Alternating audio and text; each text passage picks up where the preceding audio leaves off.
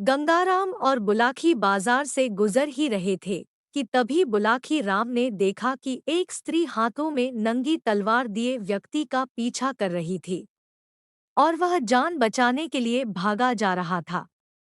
रात होते ही बुलाकी ने गंगाराम से इस रहस्य पर से पर्दा हटाने की गुजारिश की। तब गंगाराम ने उसे यह कहानी सुनाई। गंगा तट पर बसे इस नगर में एक व्यापारी रहता था जिसका नाम है रामचरण। अब से कुछ वर्ष पहले रामचरण के पिता धर्मसेन ने उसका विवाह पटना निवासी अपने मित्र की बेटी फूलवती के साथ कर दिया था। फूलवती अति सुंदर थी। उसके पिता ने उसके विवाह में काफी दान दहेज भी दिया था। इस कारण जब धर्म सिंह के घर में उसके बेटे की बहू बनकर आई तो सभी ने उसका दिल खोलकर स्वागत किया। वह घर की सबसे चहेती बहू बन गई। रामचरण अपनी पत्नी से बहुत प्यार करता था और उसकी हर इच्छा को पूरा करने के लिए हमेशा तैयार रहता था। संयोग से एक दिन सेठ धर्मसेन जब गंगा में नौका विहार कर रहे थे, गंगा के भंवर में नाव फंस गई और भंवर में चक्कर लगाने लगी। इस विकट परिस्थिति से रामचरण के माता पिता घबरा गए। घबराहट में नौका का किनारा उनके हाथ से छूट गया और यह दोनों गंगा की लहरों में समा गए। रामचरण ने उनकी बहुत खोज करवाई किंतु उनका कहीं पता नहीं लगा। थक हार कर रामचरण ने अपने माता पिता का क्रियाकर्म करवाकर सामाजिक दायित्व निर्वाह कर दिया। पिता के मरने के बाद व्यापार का सारा भार रामचरण के कंधों पर आ गया। इस कारण उसकी व्यस्तता बढ़ गई। हिसाब किताब के सिलसिले में वे देर रात तक अपनी दुकान पर रुकने लगे और बाहर के प्रदेशों में भी व्यापार के सिलसिले में जाने लगे। इस कारण पत्नी को देने के लिए उसके पास समय का अभाव हो गया। यह स्थिति उसकी पत्नी फूलवती के लिए असहनीय हो गई। कहाँ तो अपने पति से उसका मिलन प्रतिदिन होता था और अब ऐसी हालत हो गई कि दो दो महीने बाद जब रामचरण घर लौटता तो मात्र कुछ ही दिन घर पर ठहर पाता। व्यापार के सिलसिले में उसे फिर से यात्रा पर निकल जाना पड़ता था। फूलवती प्रतिदिन उसके लौटने की प्रतीक्षा करती और रात को अकेले ही अपने बिस्तर पर मन मार कर सो जाती थी। बुलाकी फूलवती जवान थी, उसकी भी कुछ उमंगें थी, कुछ अरमान थे। पति की निकटता पाने की इच्छा उसके मन में हर समय विद्वान रहती थी। आता जब बहुत व्याकुल रहने लगी तो एक दिन उसके कदम लड़खड़ाने लगे और वह अपने मन को शांत करने का कोई उपाय सोचने लगी। संयोगवश एक दिन एक मनिहारा चूड़ी वाला उसके पास चूड़ी बेचने आया। वह चूड़ी वाला गबरू जवान था, लंबा चौड़ा, आंखों में सूरमा। सफेद कुर्ते में वह चूड़ी वाले ने फूलवती के मकान पर आकर चूड़ी बेचने के लिए आवाज लगाई तो फूलवती भी नीचे उतर आई। वह मनिहारा पहली ही नजर में फूलवती के मन में उतर गया और जब उसने फूलवती का कोमल हाथ अपने हाथ में लेकर यह पूछा, कैसे रंग की चूड़ियां पहनाई सेठानी? तो अनायास ही फूलवती के मुंह से निकल गया, जैसी चूड़ियां तुम्हें पसंद हो। बुलाकी उस दिन से कैसे उस मनिहारे और फूलवती के बीच संबंध स्थापित हो गए, यह एक अलग कहानी है। फिलहाल इतना जान लो कि फूलवती उस मनिहारे से अपनी इच्छा पूर्ति करने लगी। अब उसके स्वभाव में बहुत अधिक परिवर्तन आने लगा था। अब फूलवती फूलों की तरह खिली हुई नजर आने लगी थी।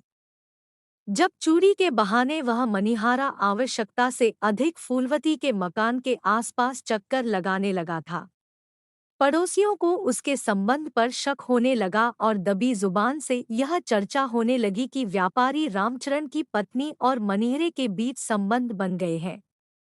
एक दिन रामचरण लगभग 2 महीने के बाहरी प्रवास के बाद जब घर लौटा तो वह अपने साथ बहुत सारे उपहार लेकर आए, लेकिन फूलवती ने उन उपहारों पर जैसे ध्यान ही नहीं दिया, न ही वह रामचरण के साथ समय बिताने को व्याकुल दिखी। रामचरण को शक हुआ कि कहीं मेरी अनुपस्थिति में मेरी पत्नी के किसी दूसरे पुरुष के साथ संबंध तो नहीं हो गए। लेकिन रामचरण खुद को काबू कर चुप रहा और फूलवती के प्रति अपना व्यवहार पहले जैसा ही बनाए रखा।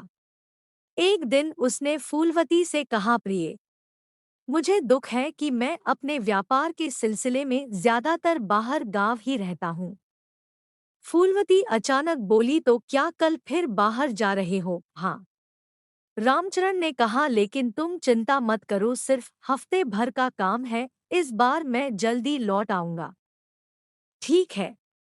फूल बत्ती बोली, मैं इतने दिन तक प्रतीक्षा कर लूंगी, लेकिन आप अपनी सेहत का ध्यान रखना। इस प्रकार पत्नी को भरोसा देते हुए दूसरे दिन ही व्यापारी रामचरण घर से व्यापार करने के बहाने निकल गया। पर वह शहर से बाहर नहीं गया। उसका सारा दिन उसने अपने दोस्त के घर बिताया और रात के 10 बजे होंगे जब वह अपने मकान पर जा पहुंचा। मकान के पीछे एक ऊंचा आम का दरख्त था। रामचरण उस दरख्त पर चढ़कर मकान की छत पर पहुंच गया। दबे पांव वह अपने कमरे की खिड़की के पास पहुंचा और खिड़की में बने छेद से उसने जो देखा उससे उसका समूचा जिस्म क्रोध से जल उठा। स्वयं पर संयम बनाए हुए रामचरण उनकी बातें सुन रहा था कि तभी फूलवती मनिहारे से बोल पड़ी, अब तुम रोज रात को ही यहाँ आ जाया करो, मेरे पति एक हफ्ते के लिए बाहर गए हैं और जितना मैं उन्हें जानती हूँ उन्हें लौटने में कम से कम 2 हफ्ते जरूर लगेंगे। फूलवती की बात सुनकर मनिहारा बोला, देखो सेठानी, मेरे लिए रोज रोज यहाँ आना बहुत ही कठिन होता जा रहा है। मोहल्ले वाले अब हमारे संबंधों पर शक करने लगे हैं।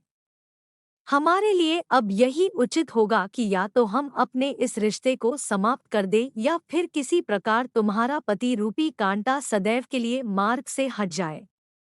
फूलवती ने कहा, दूसरा उपाय उचित लगता है, लेकिन इस उपाय को साकार कैसे किया जाए, हम दोनों को इस पर विचार करना होगा।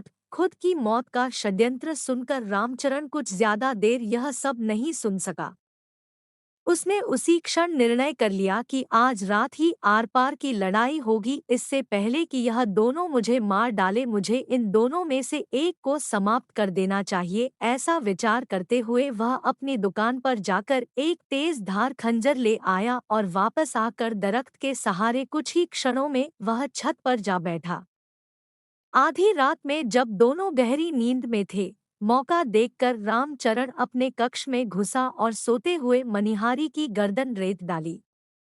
सुबह जब फूलवती की आंख खुली तो उसने अपने प्रेमी को मरा हुआ पाया और यह देखकर वह घबरा गई। उसने सोचा कि यदि लाश उसके घर से बरामद हो गई तो निश्चय ही उसे फांसी पर लटकाना होगा।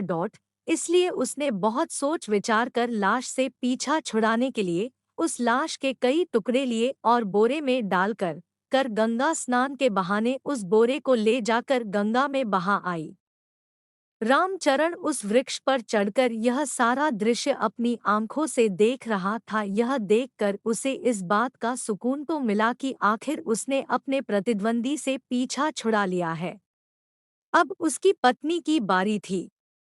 दिए हुए समय के अनुसार रामचरण अपने घर वापस लौटा और अपने साथ फूलवती को देने के लिए बहुत सारी छोटी छोटी बोरियों में बंद अनेक उपहार लेकर आया। उसने वह सारे उपहार अपने कक्ष के बाहर ही रख दिए। खाना पीना खाकर जब पति पत्नी बातें करने बैठे तो पत्नी ने पूछा, इस बार ऐसा लगता है मेरे लिए ढेर सारे उपहार लेकर आए हो। हाँ, लेकिन जल्दबाजी में उन्हें दरवाजे के पास ही छोड़ आया। तुम ऐसा करो, एक एक करके सारे उपहार देख लो और बोरियों से खोलकर व्यवस्थित ढंग से सजा लो। रामचरण की पत्नी बाहर जाकर एक बोरी उठाती है, लेकिन वह उससे नहीं उठती। इस पर वह बोल उठी, यह तो बहुत भारी है, मुझसे उठाए नहीं उठती। यह सुनकर रामचरण के मुख से निकल गया, क्या यह बोरी मनिहारी की लाश से भी भारी है, जिसे तुम गंगा में बहा आई हो? यह सुनकर फूलवती स्तब्ध रह गई। उसे समझ आ गया कि अब उसका भांडा फूट गया है। उसके पति को उसके और मानिहारे के प्रेम और आगे जो हुआ सब का पहले से ही पता है। अब यह अवश्य मुझे दंड डलवाए बिना नहीं मानेगा। अब इससे पहले कि यह नगर कोतवाल को इस घटना की सूचना दे, मुझे इसे खत्म कर देना चाहिए। ऐसा सोचकर फूलवती नीचे उस कमरे की तरफ भागी जहां वह तलवार रखी थी जिसे कभी दूल्हा बनते समय रामचरण ने पहना था। जब तक रामचरण को यह बात समझ आई तब तक फूलमती के हाथों में तलवार लग चुकी थी। वह जल्दी से तलवार खूंटी से उतारकर मयान से बाहर खींचकर रामचरण की ओर दौड़ी। अपनी पत्नी को साक्षात रणचंडी बना देखकर रामचरण अपने प्राण बचाने के लिए बाहर की ओर भागा दौड़। अब स्थिति ऐसी हो गई कि प्राण बचाने के लिए आगे आगे रामचरण भाग रहा था और पीछे पीछे हाथ में तलवार लिए उसकी पत्नी फूलवती उसका पीछा कर रही थी। कहानी को समाप्त करते हुए गंगाराम पटेल बुलाकी नाई से कहा, बुलाखीराम, आज तू जिस दृश्य को देख कर आया था वह दृश्य उसी समय का था। अब बता, तेरी जिज्ञासा शांत हुई या नहीं? हो गई पटेल जी, बुलाकी बोला, आप तो जैसे अंतर्यामी है। सारी कहानी का खाका मेरी आंखों के सामने ऐसे नाच उठा जैसे यह सब मेरे सामने ही घटित हुए हो। बस तो फिर अब सो जा, आगे कल भी यात्रा करनी है। यह कहकर गंगाराम ने आंखें मूंद ली।